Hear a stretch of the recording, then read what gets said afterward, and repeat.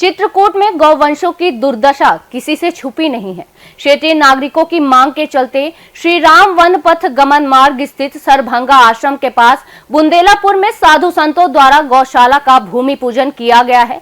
गौरतलब है कि गौशाला का निर्माण आशुतोष द्विवेदी सेवा संस्थान द्वारा जन सहयोग से किया जा रहा है। गौशाला निर्माण के संबंध में सेवा संस्थान के प्रमुख ने जानकारी देते हुए बताया कि सरभंगा आश्रम, सूती शरण आश्रम, सिद्धा पर्वत और धारकुंडी आश्रम राम वन गमन मार्ग के क्षेत्र में आते हैं।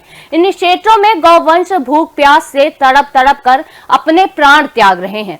जहां किसानों के खेतों में जाकर नुकसान करने के चलते कुछ लोग गौवंशों के साथ क्रूरता का व्यवहार करते हैं तो कहीं उनके मुंह बांध दिए जाते हैं। इसके अलावा नुकसान से बचने के लिए गौवंशों को पेड़ों से बांध दिया जाता है, जिसमें गौवंश फंसने के बाद चिल्ला चिल्ला कर अपने प्राण त्याग देते हैं। जो चित्रकूट क्षेत्र प्रभु श्री राम की कर्मस्थली रहा है, वहां गायों की दशा बेहद ही दयनीय है। इसलिए हम सब मिलकर जन सहयोग से सरभंगा आश्रम के पास बुंदेलापुर में गौशाला का प्रारंभ कर रहे हैं। गौशाला निर्माण भूमि पूजन के अवसर पर साधु संतों के साथ ही जिला पंचायत सदस्य लक्ष्मी मवासी, वन विभाग के अधिकारी, कर्मचारी, स्थानीय और क्षेत्रीय नागरिक मौजूद रहे।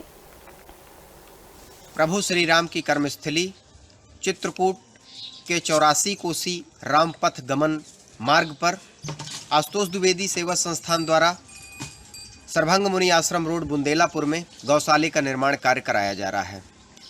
यह गौशाला की प्रेरणा हमें इस रूप में मिली कि हमने देखा कि जगह जगह पर गाय माता मारी मारी फिर रही है। कोई उसके हाथ बांध दे रहा है, कोई पैर बांध दे रहा है, कोई मुंह बांध दे रहा है।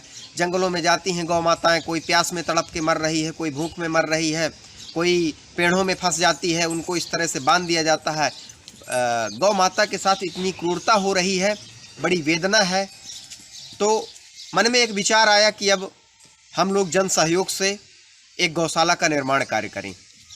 और सबसे बड़ी बात यह है कि राम वन पथ गमन का जो क्षेत्र है, यह प्रभु श्री राम की कर्मस्थली है।